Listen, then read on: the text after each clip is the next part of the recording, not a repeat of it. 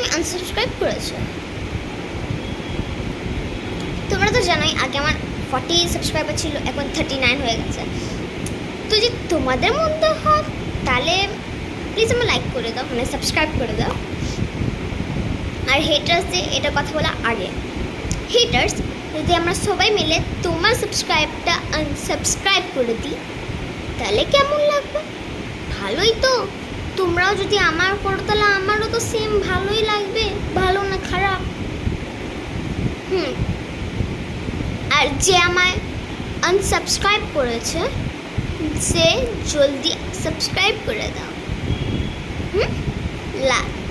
যারা মানে আনহেটার্স তারা লাইক করবে, যারা হেটার্স তারা কমেন্ট করে বাজে বাজে জিনিস করবে না।